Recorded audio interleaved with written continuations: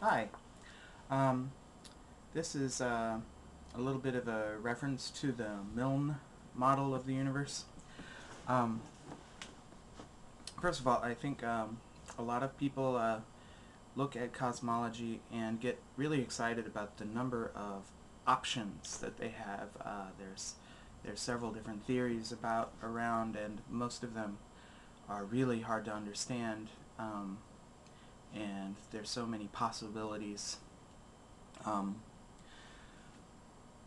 First thing I would say is like getting excited about the number of options for the shape of the universe is kind of like getting excited about the number of options for the shape of the planet. If we have a planet and said, wow, it could be shaped like, it could be a disk with a bunch of turtles underneath it, or it could be just a flat infinite surface. Oh, wow. Or, well, it could be round, but that's boring. Okay. Um, well, it's round. It's a big round. Somebody might say, "Oh, you're saying it's round? You mean that? How would you know it was round? Like, and they draw a picture of a circle and say, why couldn't it be like oblong or oval or something like that?" And you're like, "No, it's spherical." And then they're like, and then they just kind of walk away in a huff. Well, the universe is kind of like that. It should it's an object. It should have a shape. It shouldn't.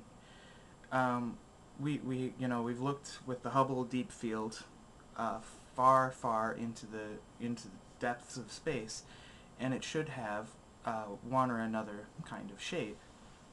Um, and all of the bits we can see should be accounted for by material, right?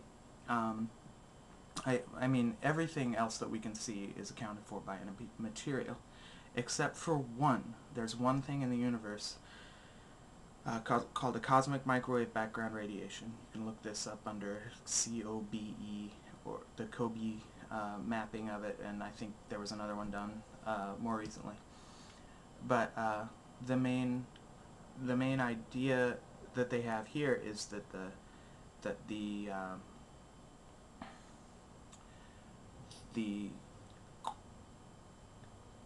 okay, so the idea here is they've got this picture of uh, a very low frequency light that you can't see with the naked eye, but you have to measure with devices, and it's everywhere throughout the universe. And there's two ways of interpreting everywhere. Is it coming from the edge of the universe, or is it diffuse from throughout the universe? And so, or is it coming from nothing? So I think there's two main theories on this concept. One is almost, in my mind, is almost definitely false, and the other one is pretty good. The almost definitely false idea is that the that light is coming from the vacuum of space. So if you take a region of space that there is nothing in, that light is coming from quantum mechanical appearances and disappearances of matter. I would say that's the wrong idea. And the other idea that is pretty good is that the light is coming from the surface of recombination. And recombination is kind of a misnomer too, because it's actually the first combination. What happens is the hydrogen atoms are moving around. There's an electron and a proton, an electron and a proton. They're moving around. If a light goes through that region where there's a free electron and a proton, no matter what it does, is the light is just kind of like whoosh, the electron and proton are able to adapt and grab the light without it coming through, without letting it through. But as soon as the stuff cools enough that the electron and proton start orbiting around each other, then most of the light passes right through that region without being stopped.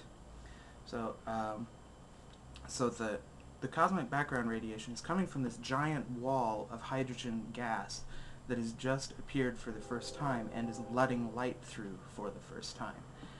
And I think that is what it is. So I gotta stop now, or else I'm going past 5 minutes.